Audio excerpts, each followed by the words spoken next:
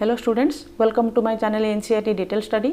आज हम पढ़ने जा रहे हैं class 10 chapter 7 how do organisms reproduce में एसेक्सुअल मोड ऑफ रिप्रोडक्शन। इसमें आज हम पढ़ेंगे एक्टिविटी 7.5। चलो फिर पढ़ते हैं। Take a small potato and observe its surface, can notches be seen. एक पोटैटो लेना है, उसका सरफेस को ऑब्जर्व करना है। उसमें आपको छोटे छोटे आइस यानी नॉचेस दिखाई देंगे जिसमें छोटे छोटे बर्ड्स भी होंगे। Cut the potato into small pieces such that some pieces contain nuts or bud and some do not। उस पोटैटो को आप छोटे छोटे पीस में काटना है जिसमें कि बर्ड्स छोटे छोटे होंगे और कुछ पीस ऐसे करना है जिसमें कि बर्ड्स या नोचेस नहीं होंगे। Then spread some cotton on a tray and wet it। Place the potato pieces on the cotton, note where the pieces with the buds are placed.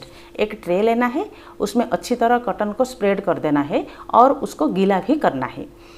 आपने जो पोटैटो पीसेस लिए हैं जिसमें बर्ड्स है उसमें अलग कर देना और जिसमें बर्ड नहीं है उसको अलग कर देना। तो अलग अलग जगह पे उस ट्रे में उस पीसेस को, पोटैटो पीसेस को वहाँ रख देना।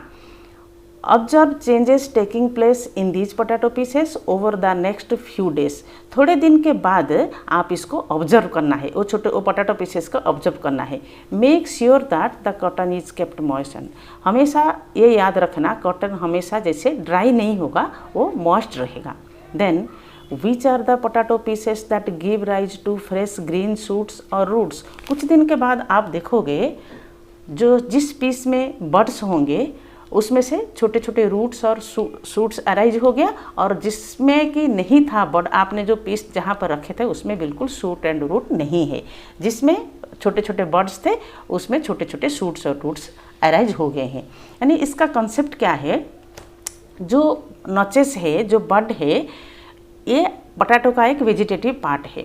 उस वेजिटेटिव पार्ट से कैसे न्यू प्लांट्स प्रोड्यूस किया जाता है, ये है इसका कंसेप्ट। यानी पोटैटो का बड से न्यू प्लांट प्रोड्यूस किया जाता है। This is all about activity 7.5। आगे हम पढ़ेंगे एक्टिविटी 7.6। तो फिर चलो डिटेल में पढ़ते हैं। Select a money plant, cut some pieces such that they contain at least 1 leaf. Money plant से कुछ पीसेस कट करना है और इस तरह कटिंग करना है जैसे कि कुछ कुछ पीसेस में एक एक लीफ होना चाहिए, एटलीस्ट एक पत्ता होना चाहिए। Cut out some other portions between 2 leaves. 2 पत्ते के बीच में जो हिस्सा है उसमें से कुछ कुछ पोर्शंस कट करना है।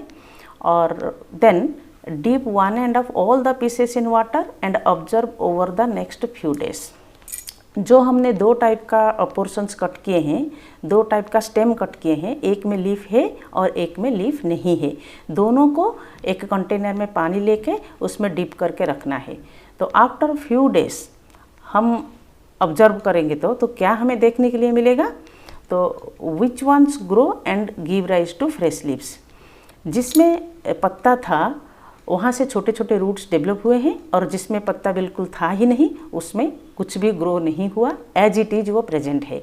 यानी जिसमें लीफ है वहाँ से छोटे छोटे रूट डेवलप हुए हैं। इसका मतलब हम इसमें what can you conclude from your observation, तो हम इसमें से ये जो हमने देखा लीफ में कुछ कुछ रूट्स डेवलप हुए हैं, जिस पोर्शन में लीफ था और जिसमें नहीं था बिल्कुल डेवलप नहीं हुआ है। तो हमने ये ऑब्जर्व किया कि जहाँ पर लीफ है वहाँ तो कुछ है, इसलिए कुछ डेवलपमेंट हुआ है, तो उसमें ग्रोइंग टिश्यूज प्रेजेंट है।